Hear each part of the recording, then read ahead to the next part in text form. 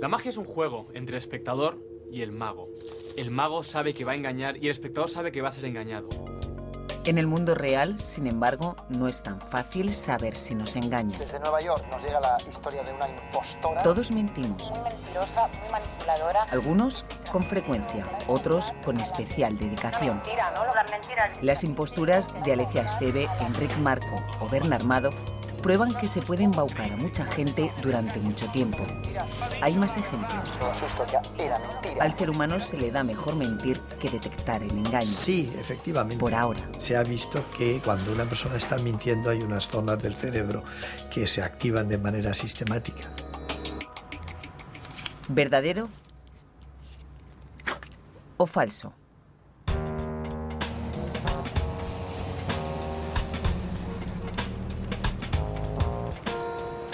Ella estudió en un colegio del Opus y alguna compañera suya explica que, bueno, que ya de pequeña destacaba por su fantasía. Es más, explican que siempre estaba contando historias poco creíbles.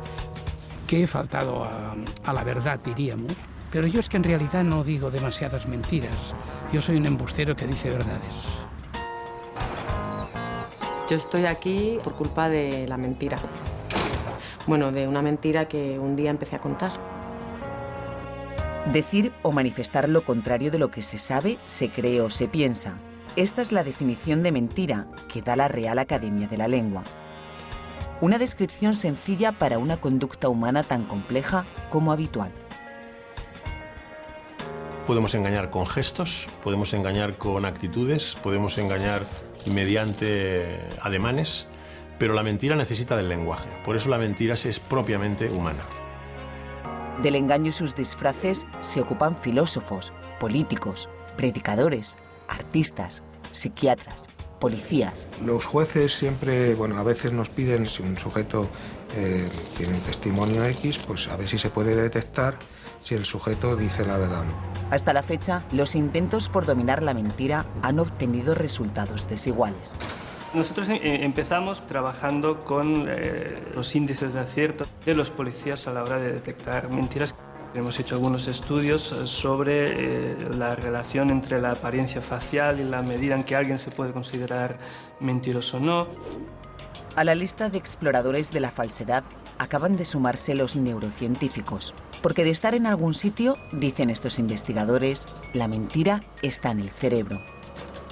El cerebro es la base de lo que somos los humanos. Nosotros somos lo que es nuestro cerebro. No existe una frontera desde un punto de vista científico entre los aspectos mentales, psicológicos, filosóficos y la base material que es el cerebro. Y a partir del 93 o 94 se empieza a descubrir que podemos utilizar la respuesta hemodinámica del cerebro, la respuesta de la sangre, para visualizar aquellas áreas del cerebro que se activan cuando tú estás procesando información, ¿no? Y de hecho estamos llegando a estudios donde lo que se está intentando ver incluso es cómo se puede leer lo que está pasando en el cerebro, ¿no? Intentar descubrir exactamente qué es lo que la persona piensa, qué es lo que la persona está memorizando, etc. De ahí que la imagen cerebral ya se anuncie como el futuro en la detección de la mentira. Mentir en última instancia es estar contando a los demás algo que es diferente de la imagen interior que tiene uno de esa situación.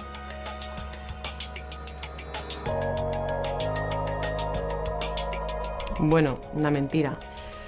Yo me inventé una especie de vida, si podríamos decirlo así.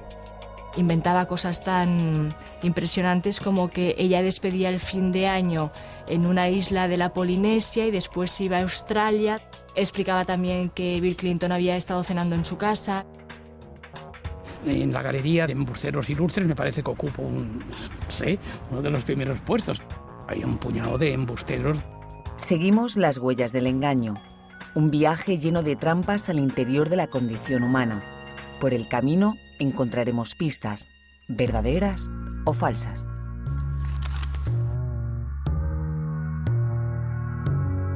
Tradicionalmente se ha creído que los hombres eran los mentirosos y que por lo tanto las bestias, los animales, eran incapaces de engañar. Esto se ha mostrado en los últimos tiempos absolutamente falso. Sí, los simios son capaces de engañar, ya podemos imaginar que los primeros hombres mentían. Mentimos desde el origen. Miguel Catalán es uno de los filósofos españoles que más sabe del engaño. Durante 20 años ha investigado sus secretos y ha indagado en la historia de afamados impostores. Lo cierto es que mentimos todos, y mentimos no a toda hora, pero con cierta frecuencia.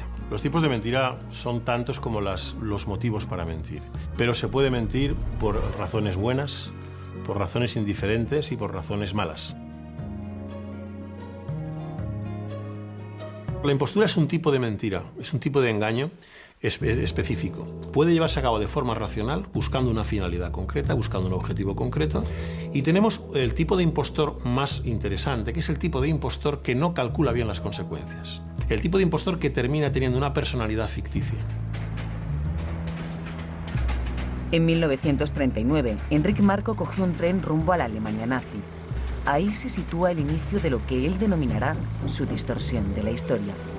Yo no he sido un ser excepcional, pero sí una persona diferenciada por una serie de condiciones que arrastro desde hace muchísimos años, desde siempre, yo diría desde mi nacimiento. Y no es cuestión de darle dramatismo ni patetismo a la cosa. Las cosas son como son y yo soy así.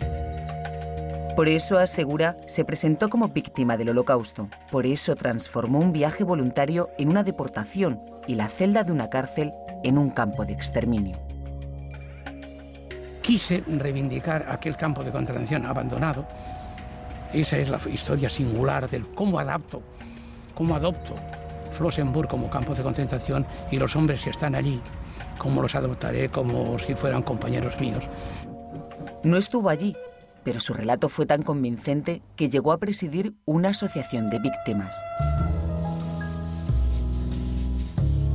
Creo recordar que sería hacia el 2001 o 2002, entrevistamos a Enric Marco. Pudimos percibir como un contraste bastante fuerte con otras personas que habían sido víctimas pues, del nazismo y de los campos de concentración, en el sentido de que Enric era muy comunicativo, expresaba sus vivencias de una forma muy directa, muy vivida, sin muchos reparos. Durante años, Enric Marco despliega una incesante actividad. Su relato del horror se convierte en referencia habitual y él va cayendo sin darse cuenta en su propia trampa. Tiene la palabra el presidente de la Amical de Mauthausen, don Enric Marco. Ya veis que seguramente al unirme a este acto, del cual me siento orgulloso, en Cataluña, en el Parlamento, se está haciendo en estos momentos. Mientras, y no muy lejos, otra impostura sobre dolor ajeno comienza a tomar forma.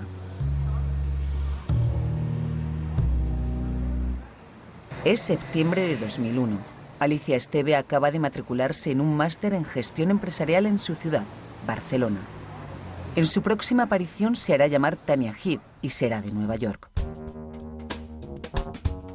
La mentira, en principio, no tiene por qué ser patológica. Es decir, de una persona que no tiene ninguna enfermedad y miente. Es una mentira racional y hay una motivación racional en la mentira. Un estafador miente, lógicamente, el que estafa miente, pero la estafa suele estar sustentada en la inteligencia y en la creatividad. Antropológicamente, todas las culturas han mostrado el respeto e incluso la admiración por aquellos que son capaces de sacarse a sí mismos de la pobreza, etcétera, mediante el ingenio. En España, el concepto de pícaro y la literatura picaresca refleja muy bien este hecho. El pícaro es el héroe. Eso no quiere decir, lógicamente, que en los ámbitos en los cuales se necesita la colaboración, la mentira no sea un defecto, que lo es. La mentira para nuestro cerebro probablemente es una estrategia defensiva como otras tantas. El cerebro tiene una característica muy particular, intenta ofrecer en todo momento una visión integrada y sintética del mundo. La mentira no es más que una manera más, aunque sea consciente, de construir ese mundo. Mentir es más complejo que decir la verdad. Al decir la verdad, tú simplemente tienes que describir lo sucedido. A la hora de mentir, tú tienes que crear una historia plausible, que no contenga contradicciones, que tienes que acordarte de ella por si después te van a preguntar otra vez, etc. Y eso es muy complejo a nivel cognitivo, es decir, hay que pensar mucho. La historia ofrece un amplio catálogo de embustes de todos los calibres. Insólitos o infames, breves o con desarrollo, públicos o privados, en grupo o individuales. Entre estos últimos, hacerse pasar por víctima es un clásico.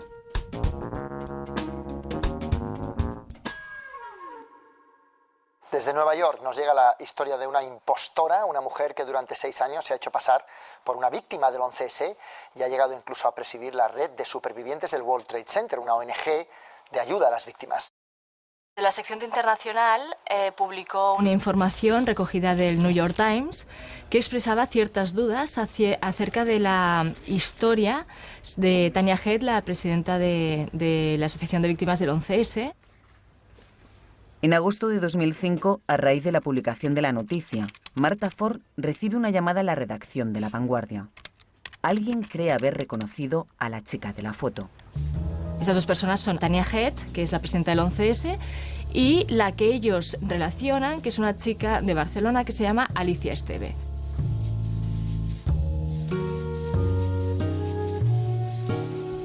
El atentado de Nueva York ya tiene su impostora, confesa. Ella ve que ahí tiene una oportunidad y aprovecha datos que no son suyos para crearse su nueva identidad, una superviviente del 11S.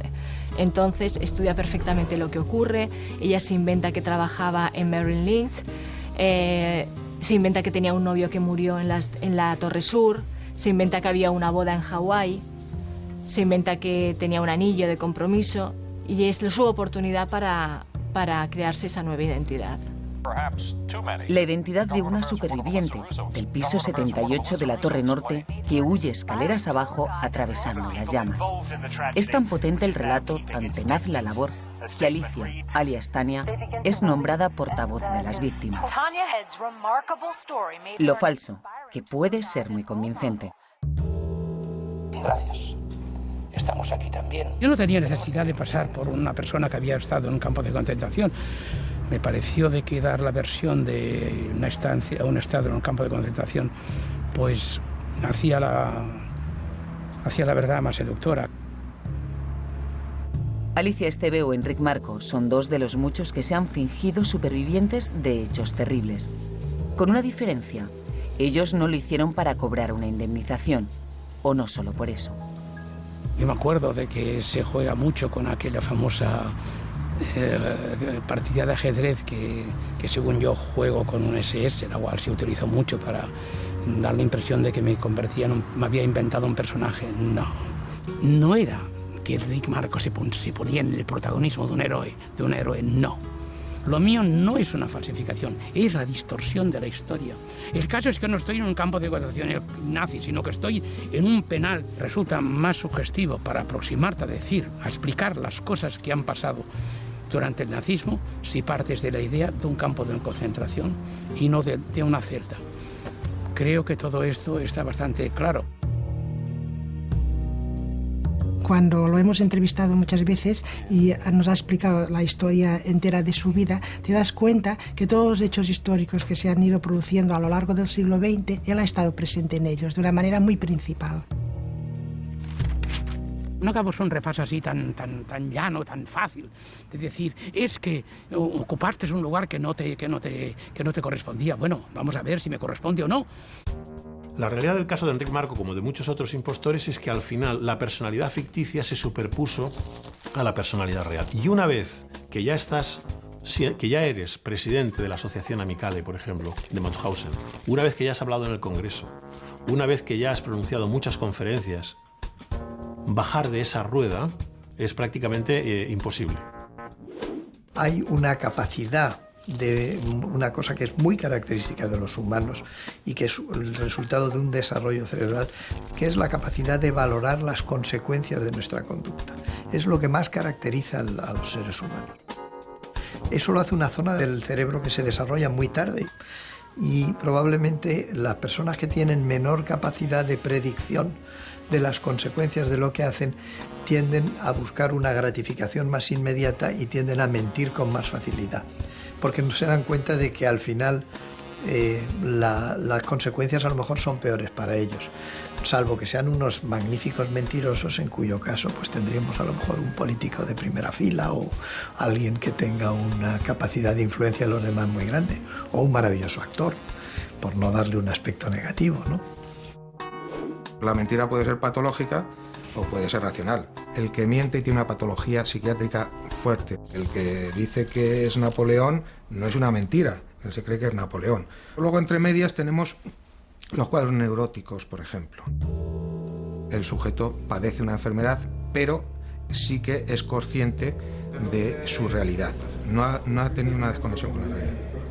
Nunca la han tratado en psiquiatría. Mi madre murió en el 2005 precisamente, entonces... Enrique Fernández es perito judicial y psiquiatra asesor de la cárcel de Valdemoro, en Madrid. A lo largo de sus 25 años de carrera, son muchas las caras que ha visto de la mentira. Hay personas que, bueno, tienen necesidad de aparentar, ¿eh? Entonces, de hecho, hay pues, hay un trastorno de personalidad que se llama con afán de notoriedad. Hay otro que es narcisista. El narcisista pues, también siempre va a intentar exagerar sus propias virtudes.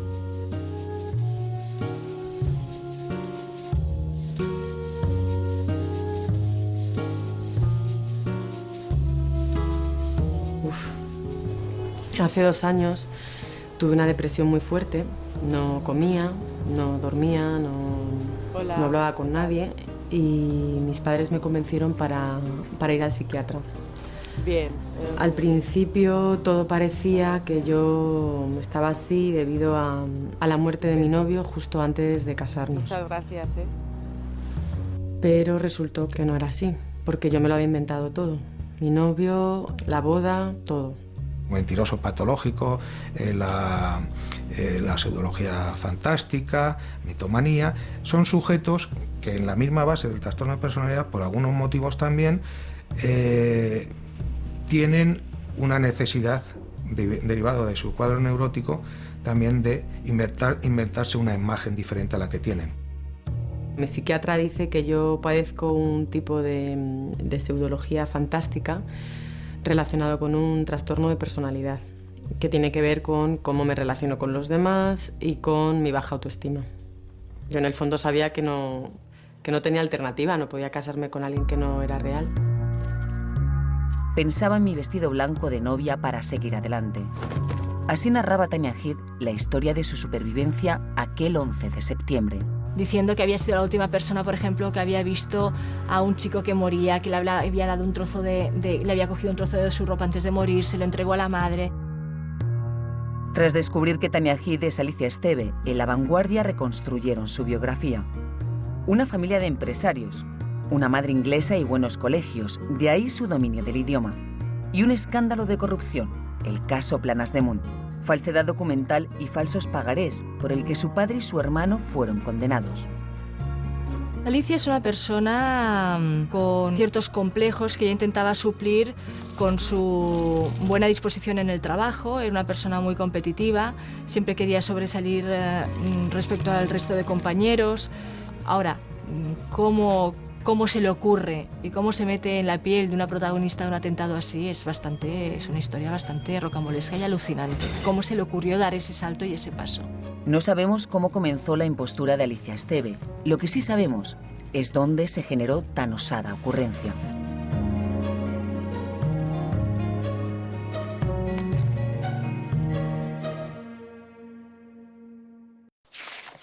La cuestión está que el cerebro humano, lo que le caracteriza como tal es el desarrollo de toda una parte de la corteza frontal en la que se forman circuitos dirigidos a determinados aspectos de nuestra conducta que se están empezando a identificar dónde se localizan mediante imagen cerebral.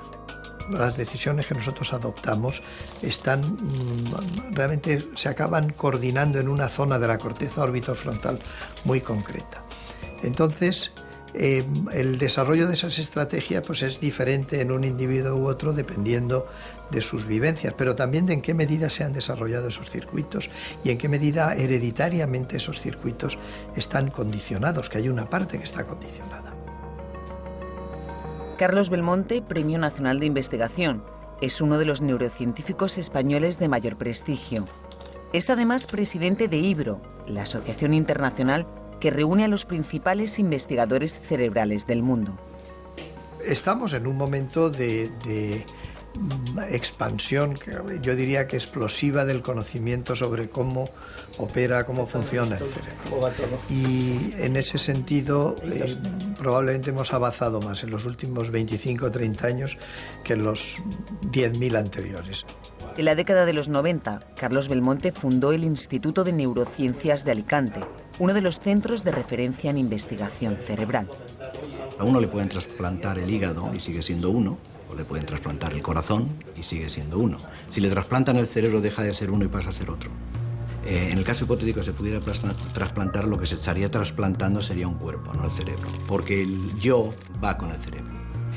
De manera que el alma, si existe el alma en el concepto religioso, espiritual del término, existe en el cerebro.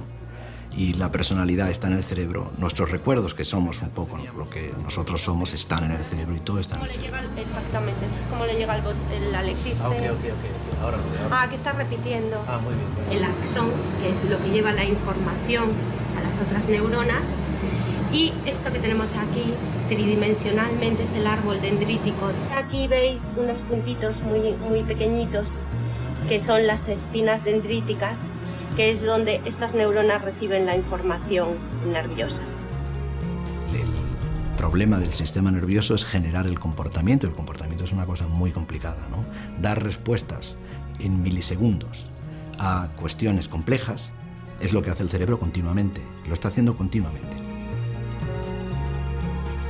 100.000 millones de neuronas estableciendo a la vez miles de millones de contactos, lo que Ramón y Cajal llamó sinapsis, mandándose señales a través de impulsos eléctricos, pasándose información a través de mensajeros químicos. Recordar, idear, contar, mentir o decir la verdad.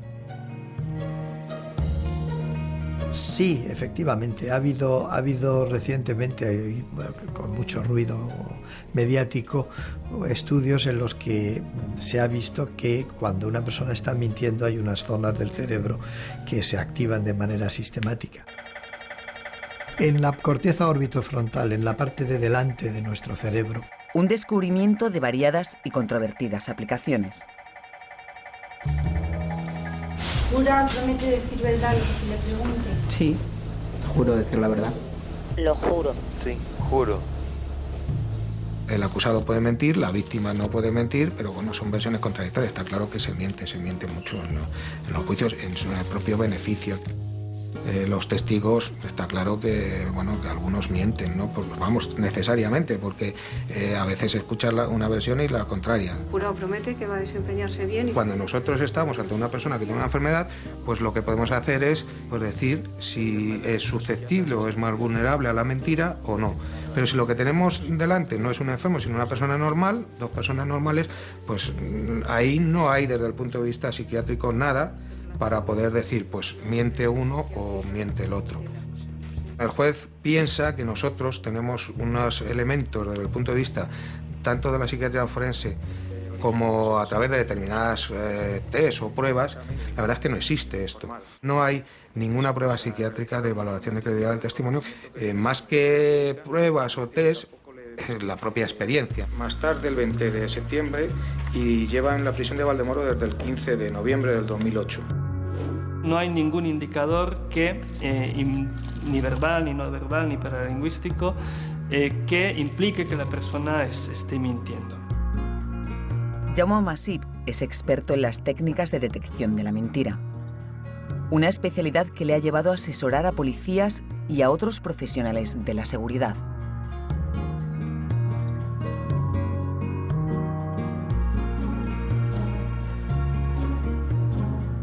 Tenemos conductas de que estamos nerviosos, tenemos conductas de que estamos pensando mucho, tenemos conductas de que, o tenemos conductas artificiales que implican que estamos manipulando nuestro comportamiento, y todo esto puede pasar cuando una persona está mintiendo, pero ni siempre que pasa la persona está mintiendo, ni siempre una persona está mintiendo pasa eso. A pesar de la ficción, hasta la fecha no hay técnica que nos garantice que se pilla antes a un mentiroso que a un cojo. Bueno, yo ponía mucho empeño en que todo encajara. No creo que sospecharan porque, bueno, no podrían llegar ni a imaginar que todo eso no era cierto. Tal vez no sea posible engañar a todos eternamente, pero algunos impostores a punto estuvieron de conseguirlo. Si hubo quien lo logró, poco se sabe. Debemos estar en todas partes. Yo creo que sí. Yo creo que en este aspecto pues les engañé. Les engañé y expliqué una historia y la explicó un embustero. Hay muchos trabajos que muestran que han examinado la detección de la mentira por personas pertenecientes a cuerpos policiales y personas que no pertenecen a cuerpos policiales, y globalmente, es decir, los índices de acierto considerando las verdades y las mentiras son básicamente muy parecidos. No solo que sean muy parecidos, sino que además pues, no son muy buenos. Un 54% de aciertos en los especialistas, frente al 50% del resto de los mortales, casi como echarlo a cara o cruz. Por falta de certeza, son muchos los métodos que se anuncian como delatores del engaño.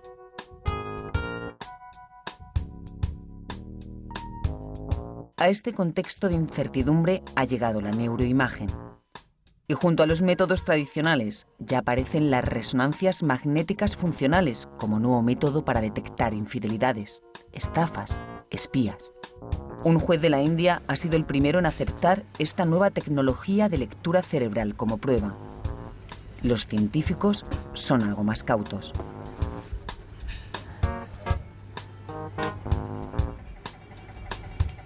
La imagen cerebral sigue siendo grosera, porque no vemos las cosas en tiempo real. Desde un punto de vista metodológico, en años, no sé cuántos, podrá definirse con claridad cuando un sujeto está haciendo esa conducta en particular. Ahora, el cómo se utiliza esas posibilidades, eso depende de la sociedad.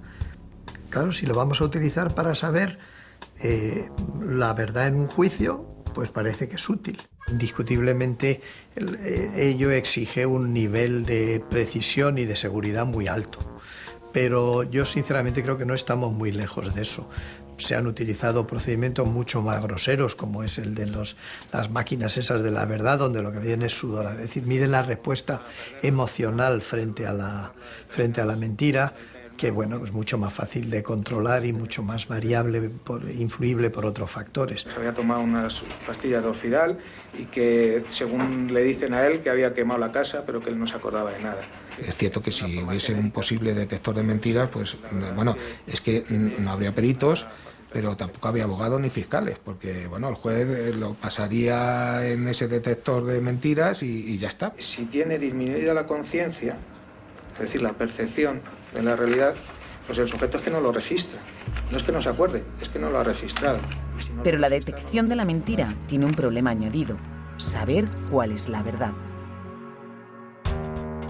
Hay gente con más tendencia o más susceptibilidad a producir recuerdos falsos y otros a tener recuerdos verdaderos más precisos, ¿no? Muchas veces lo que creemos ver no ha sido exactamente lo que hemos visto, o lo que creemos escuchar no es exactamente lo que ha sonado, sino que hemos hecho una interpretación de lo que hubiera sido de algún modo lógico o esperable escuchar en un momento. La información que le llega al cerebro es a través de los sentidos.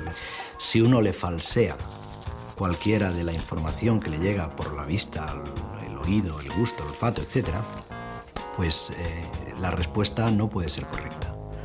¿Cómo se puede falsear? Pues se puede falsear muy fácil. A veces el cerebro nos engaña. Entonces lo que creemos veraz no es tan cierto. Una primera evidencia de esta trampa cerebral es la falsa memoria.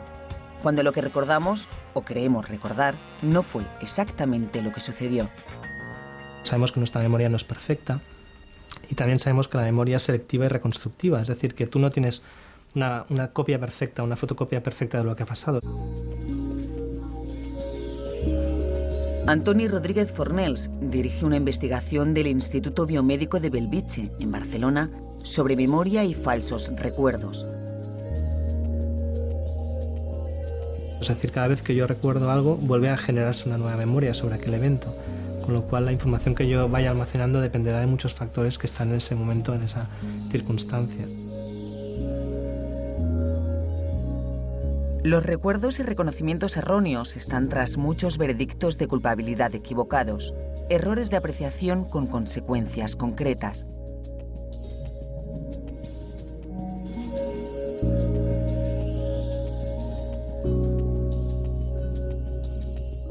qué punto sabemos cuando hay un testimonio pues, que lo que está diciendo no ha sido inducido por el interrogatorio, por ejemplo. Bueno, buenos días.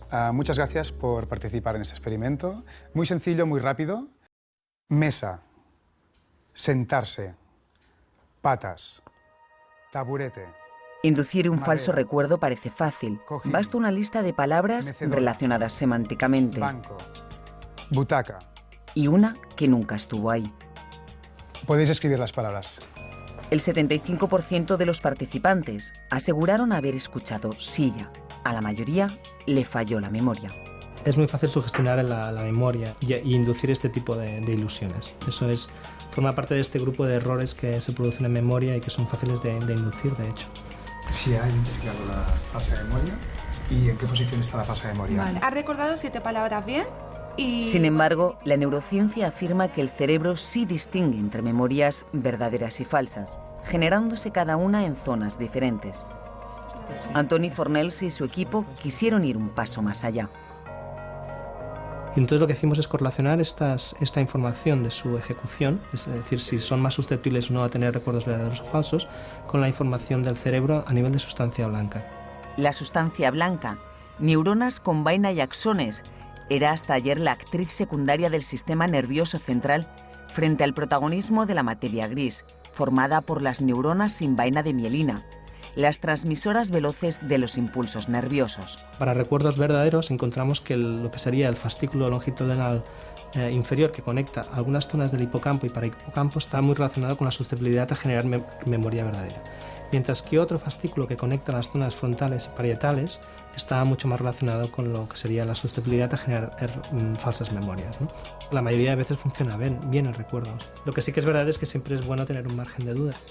Nuestra memoria puede engañarnos, nuestros sentidos también. Si uno pinta esto, se ha hecho un experimento, le pinta un filete de carne de azul y en la oscuridad tú comes el filete de carne, te parece que la carne está buena, pero si te encienden la luz y ves que el filete está azul, te da repugnancia. Tiñendo, por ejemplo, un vino blanco de vino tinto, cuando uno va a probarlo, le parece un vino tinto más que un vino blanco. Sencillamente porque el cerebro está entendiendo que eso es vino tinto y tiene que saber a vino tinto. En el Instituto de Neurociencias de Alicante investigan la percepción visual y las ilusiones asociadas a ella, cuando lo que vemos no es exactamente lo que hay.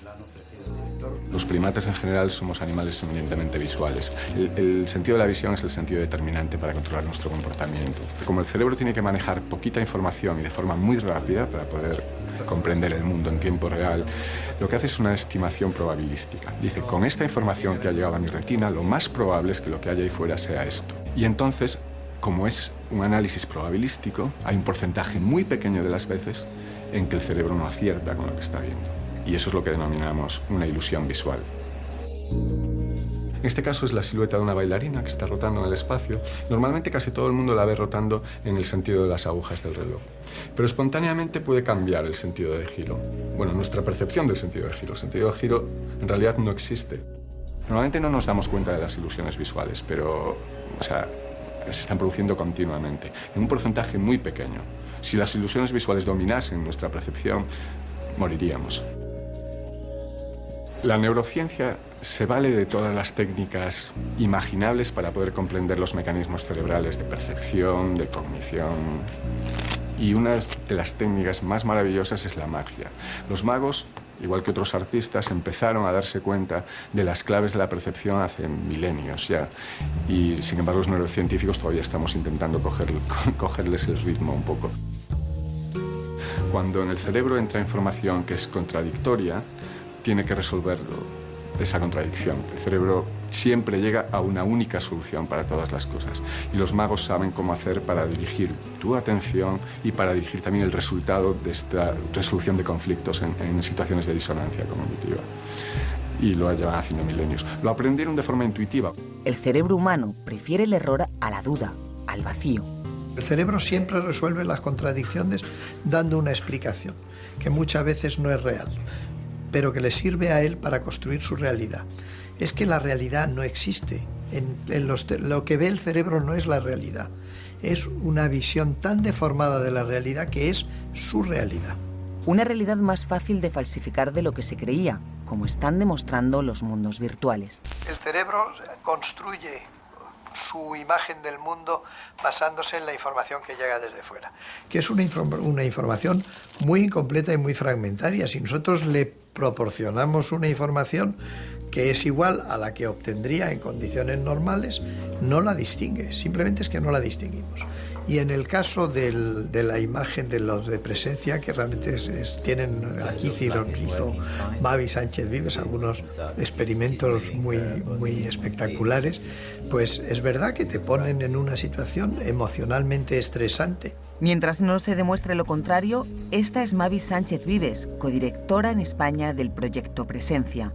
Y él es Mel Slater, coordinador de una investigación de la Unión Europea, que amén de otras aplicaciones clínicas, muestra cómo nuestro cerebro no es infalible. Denominamos presencia a la tendencia humana de reaccionar en entornos virtuales como si se tratara de la vida real. Un ejemplo, si en la realidad virtual nos colocamos frente a un precipicio, aunque todos los participantes saben que ahí no hay tal, reaccionan a la defensiva y muestran signos de ansiedad. Encima, yo no veo nada y empiezo a volar. Nunca había volado antes. Existen unos mecanismos básicos que el cerebro utiliza para estas reacciones automáticas. Nuestra investigación trata de entender cuáles son las causas desde un punto de vista psicológico y neurocientífico.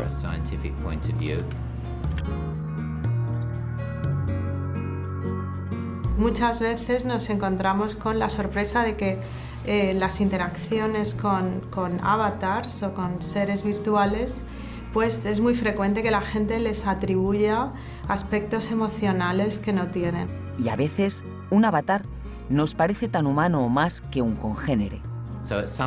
A un mismo nivel, el cerebro no entiende que se trata de realidad virtual, porque a lo largo de toda la evolución de nuestra especie, si algo tiene tu tamaño, tiene tus ojos, te mira y te habla, es un humano. Incluso la percepción de nuestro propio cuerpo es modificable. Un brazo virtual, por ejemplo, puede parecernos el nuestro real tras unos instantes de estimulación táctil y visual.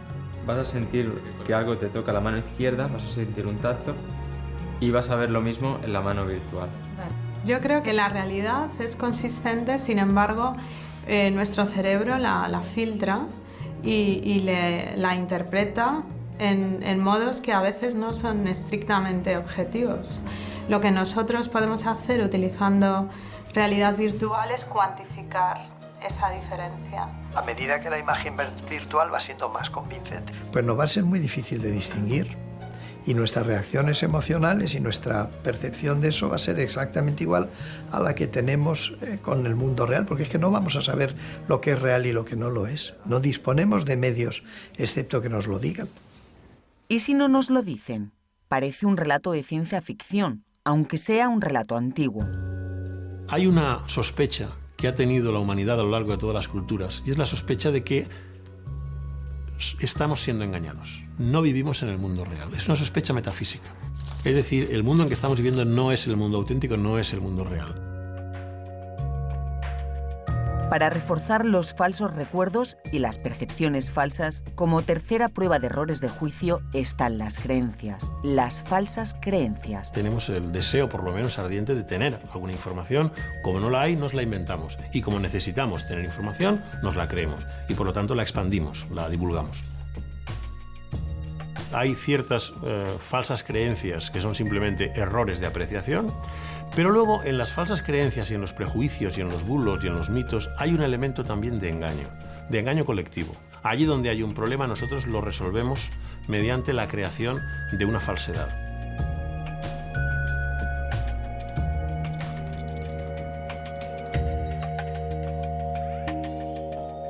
Al igual que el cerebro parece preferir el error al vacío, la sociedad humana prefiere la invención a la ignorancia. Sobran ejemplos. Uno irrefutable, la lista de días del fin del mundo con sus verdaderos finales.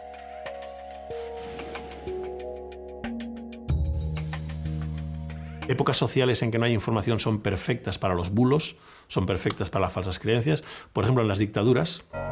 Como a estas alturas ya podremos sospechar, las falsas creencias también están en el cerebro, junto a las verdaderas. El generador de pensamiento y convencimiento es el cerebro, pero la ideología está en el cerebro.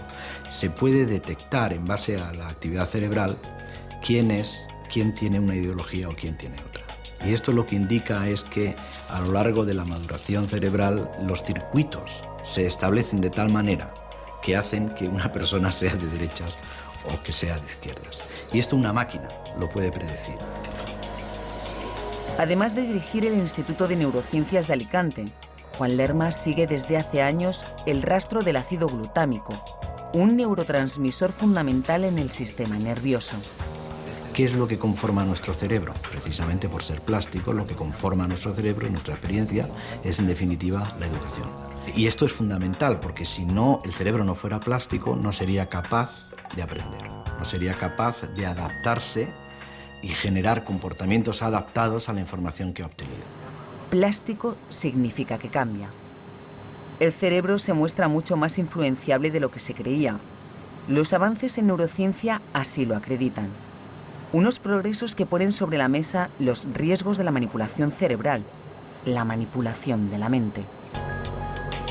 Se está empezando a hacer ya neuroestimulación externa del cerebro, que se está haciendo, por supuesto, con objetivos clínicos y de resolver problemas a los pacientes, pero se producen cambios en la conducta del sujeto que el sujeto no identifica como ajenos, y se logran vivencias que para ellos son tan reales como si las estuvieran viendo.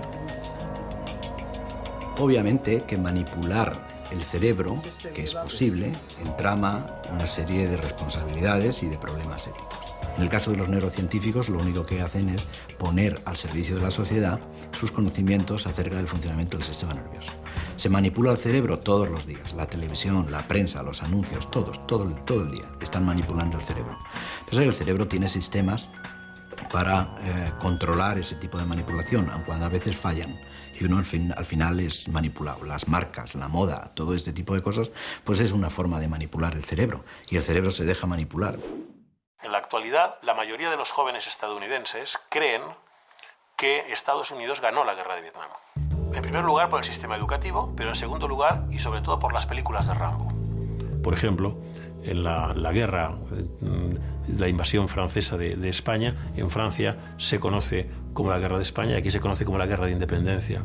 Aquí creemos que la ganamos y en Francia creen que la ganaron. Averiguar qué es ganar y qué es perder y quién la ganó y quién la perdió es algo que está al alcance de pocos. La historia de la humanidad es también la de esta suerte de engaños colectivos cuando se ha dado por cierto algo falso. Los seres humanos queremos ficción, queremos que nos finjan, queremos que nos cuenten historias maravillosas. Y cuando alguien quiere ser engañado, a la larga siempre aparecerá alguien que lo engañe.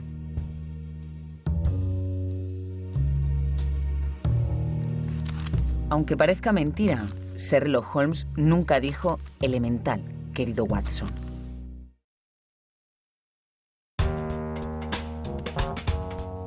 Personas que testificaron que habían estado con ella, cómo les dolió el hecho de que ella mintiese. No creo que llegaran nunca a sospechar porque ni se les pasaba por la cabeza que yo inventara esto. Hice verdaderamente el papel de un embustero tan bien hecho que lo aceptáis por bueno.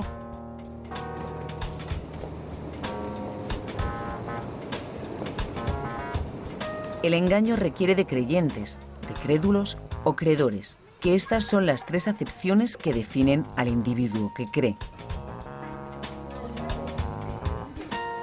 En el mundo de la mentira nos encontramos que hay un conflicto básico entre dos valores.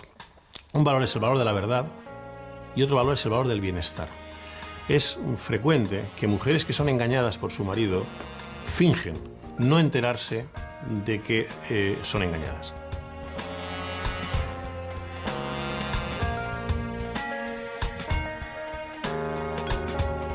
Cuando hay una creencia que nos asegura, vamos a llamar así, la vida eterna, pero tenemos, por otra parte, una evidencia científica o de otro tipo que desautoriza las creencias vinculadas a esa creencia general, lo normal es desautorizar los datos. Ocurre lo mismo con los prejuicios. En el mundo de los ovnis da igual el número de veces que se demuestre que una fotografía de supuesto ovni está trucada. Da lo mismo. Pues tiene que volverse a hacer en todas partes, donde sea necesario, para que no se olvide jamás. Hay una simbiosis entre la mentira que cuenta Enric Marcó para conseguir ser el centro de atención y aquellos que le escuchan, los cuales no quieren escuchar que él estuvo en una prisión en Kiel, que es lo que sí sucedió. Ellos lo que quieren escuchar es otra cosa. Y que nunca más pueda darse una situación como aquella. Gracias. Él percibe esto, y al percibirlo lo que hace es darle al público aquello que le pide. De manera que en muchos casos, y en el caso de Enric Marcó, el responsable no es solo Enric Marcó, el responsable son también todos aquellos que le escuchan, es decir, todos nosotros.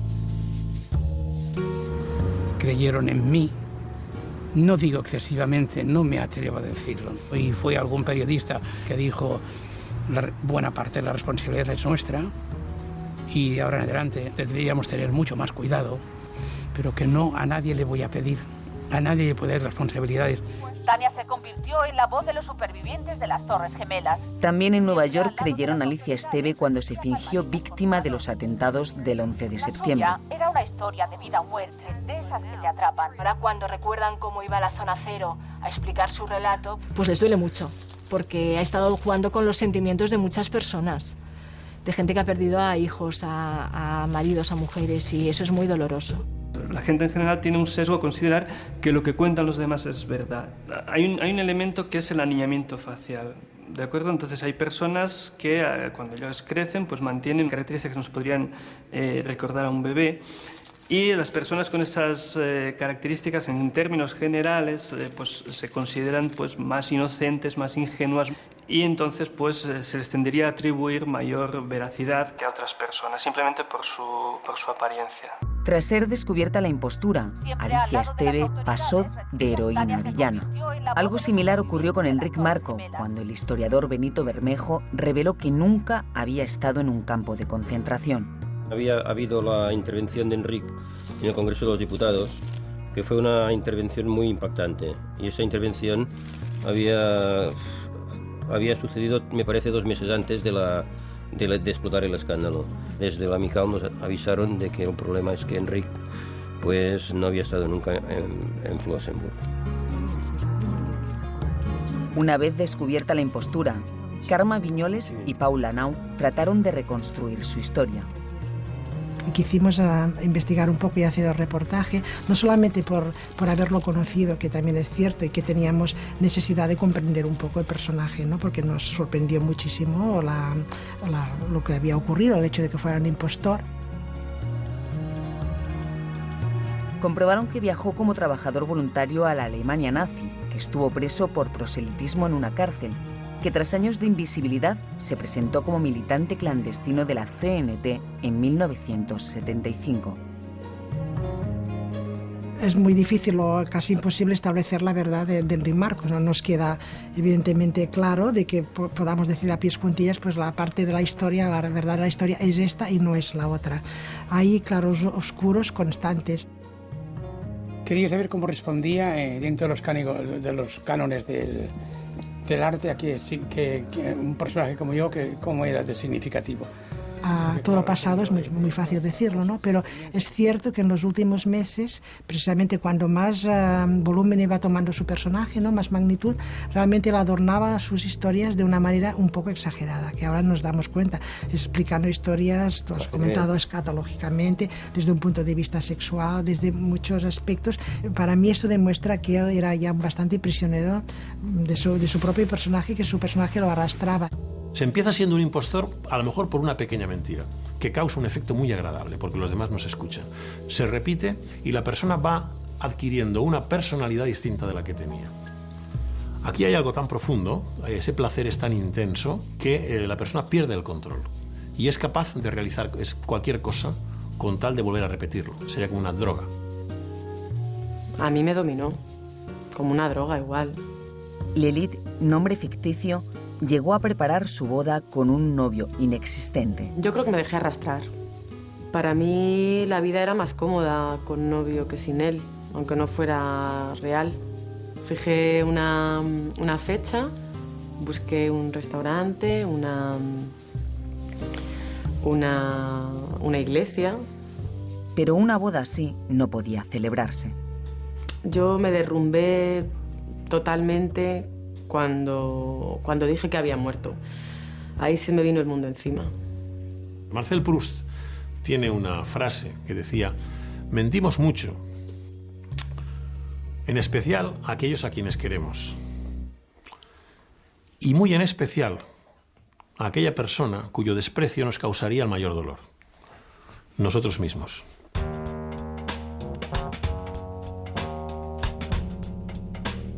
Engañar, embaucar, fingir, falsear, impostar, ficcionar. Según algunas estadísticas, quien menos miente lo hace como poco 3 veces al día. Otros estudios afirman que la media está en 20 embustes diarios. Sobra decir que no hay manera de acreditarlo. Aceptemos la verdad como es y aceptemos a Enric Marco como es también. Y no es necesario que se vuelva una hoja en blanco sobre la historia, no. Escribamos la historia, y si le hemos de decir a Enric Marco que en unos momentos jugó el papel de impostor y de falsificador, pues ahí está escrito. Siguiendo las huellas del engaño, conocimos de increíbles imposturas, como las de Alicia Esteve o Enric Marco, y nos asomamos a algunas de las infinitas caras de lo falso, a la mentira racional, a la mentira patológica. A veces me oigo empezar a contar algo que no es del todo cierto. Bueno, yo creo que ahora ya sí me controlo a tiempo, me doy cuenta y paro. A la mentira individual o a la colectiva, a la mentira inocente y a la mentira dañina. Sobre todo las mentiras que realiza el poderoso sobre el débil, en concreto la mentira política. Debemos luchar contra ella, aunque sea muy difícil, porque representan una forma del abuso del poderoso sobre el débil, es decir, del gobernante sobre el gobernado. En las monedas todavía de la época de Franco, y estoy hablando de mi infancia, todavía se podía leer por la gracia de Dios. El gobernante está elegido por Dios para salvarnos del caos. Esa es la gran mentira originaria de la política. El poder, por naturaleza, intenta siempre engañar al pueblo. El pueblo, por tanto, tiene que proveerse de medios para no ser engañado. El engaño, esa conducta humana escurridiza y omnipresente a la que los neurocientíficos quieren poner cerco. Se hace mucho énfasis en las enfermedades del cerebro, que son muy importantes y muy prevalentes, pero el conocimiento del cerebro va a ser mucho más trascendente en nuestra vida de lo que va a ser el conocimiento de las enfermedades del cerebro. En otras palabras, cuando nosotros entendamos el cerebro mejor, nuestra sociedad va a cambiar de una manera muy sustancial. Una aventura no exenta de riesgos. ¿Hasta dónde podemos llegar en neuroestimulación? ¿Hasta dónde podemos llegar en la modificación de la conducta de una persona que ha cometido un acto que se considera socialmente rechazable? ¿Hasta dónde podemos forzar a la gente a no mentir, que decía usted? Cuando las mentiras las estamos utilizando continuamente y forma parte de nuestra estructura de conducta, insisto, vinculada a estrategias del cerebro. Ahora sé que las cosas no siempre pasan como creemos que pasan. De verdad. La verdad no es simplemente lo que está ahí delante. Poco creíble. La verdad no es simplemente lo que me muestran mis sentidos, sino que para averiguar la verdad es necesario que yo haga un esfuerzo de investigación. De verdad. El engaño. Una mentira, ¿no? Sí, es verdad, ¿no? Todos los falsos. Te ha quedado estupendo, Zay. Ya te puedes quitar la peluca cuando quieras. Qué bien.